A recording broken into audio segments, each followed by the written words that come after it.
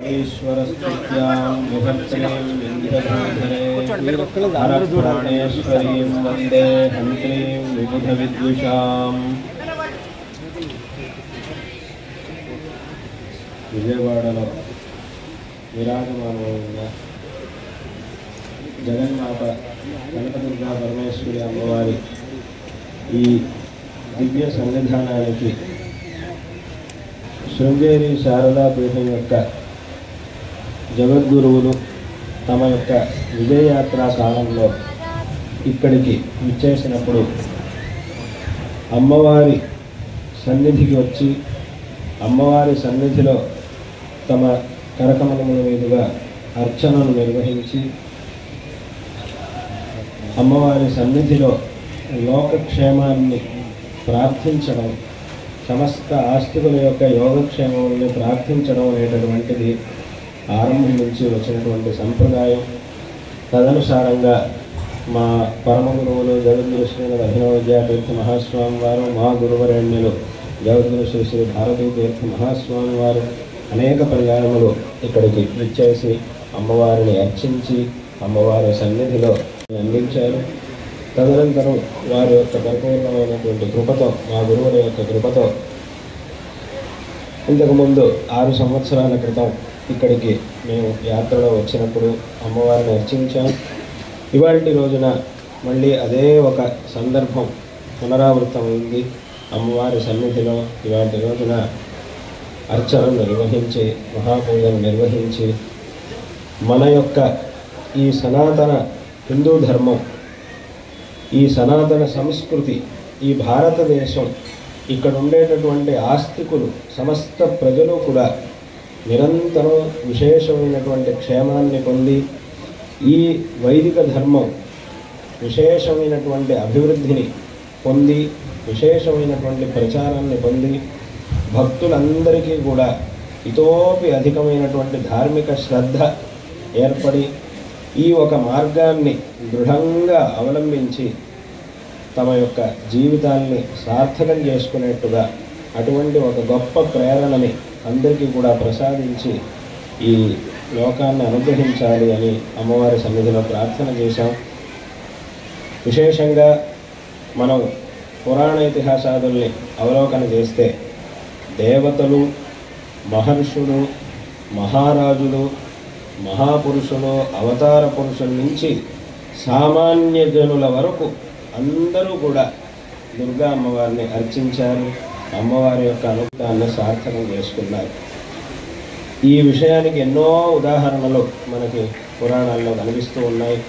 విశేషంగా మనం మహాభారతంలో చూస్తే అక్కడ మహాభారతంలో స్వయంగా కృష్ణ పరమాత్మ అర్జునుడికి ఒక మాట చెప్తాడు.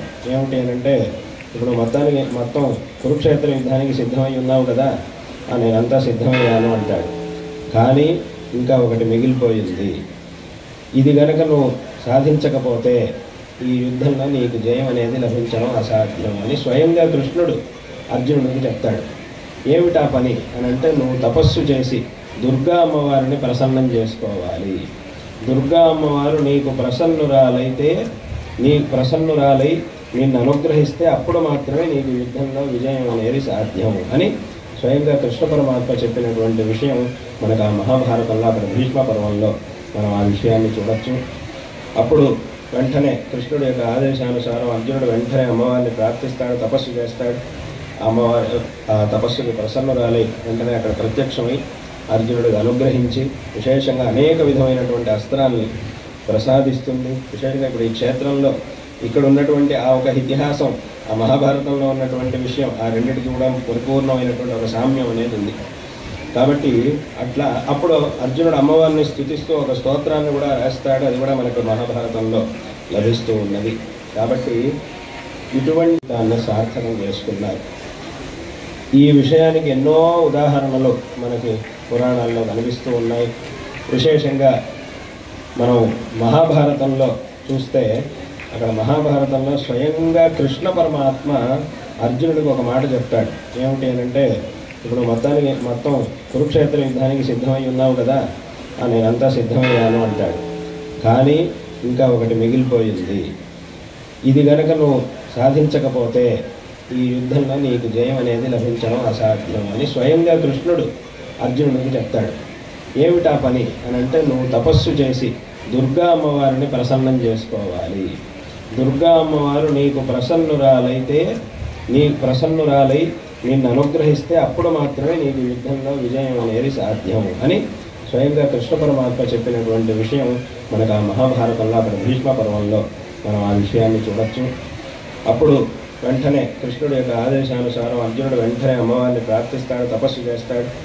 అమ్మవారి ఆ తపస్సుకి ప్రసన్నురాలై వెంటనే అక్కడ ప్రత్యక్షమై అర్జునుడికి అనుగ్రహించి విశేషంగా అనేక విధమైనటువంటి అస్త్రాన్ని ప్రసాదిస్తుంది. విశేషంగా ఇప్పుడు ఈ క్షేత్రంలో ఇక్కడ ఉన్నటువంటి ఆ ఒక ఇతిహాసం, ఆ మహాభారతంలో ఉన్నటువంటి విషయం, ఆ రెండింటికి కూడా పరిపూర్ణమైనటువంటి ఒక సామ్యం అనేది ఉంది. కాబట్టి అట్లా అప్పుడు అర్జునుడు అమ్మవారిని స్తుతిస్తూ ఒక స్తోత్రాన్ని కూడా రాస్తాడు. అది కూడా మనకు మహాభారతంలో లభిస్తూ ఉన్నది. కాబట్టి ఇటువంటి గురించి వర్ణించి అర్జునుడిని తపస్సు చేయమని ఆదేశించడం, అర్జునుడు అలాగే తపస్సు చేసి అమ్మవారి అనుగ్రహాన్ని పొందడం, ఈ రకంగా ఎంతోమంది అమ్మవారిని అనుగ్రహించి అమ్మవారి యొక్క అనుగ్రహాన్ని పొంది విశేషంగా తమ జీవితాన్ని సార్థకపరుచుకున్నారు. కాబట్టి ఆ జగన్మాత యొక్క ఆరాధన అనేది పరంపరగా మన దేశంలో ఉన్నది.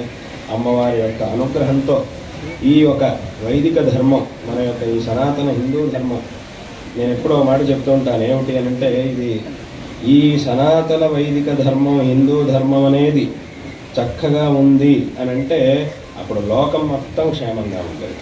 దీన్ని ఎవరైతే ఆచరిస్తారో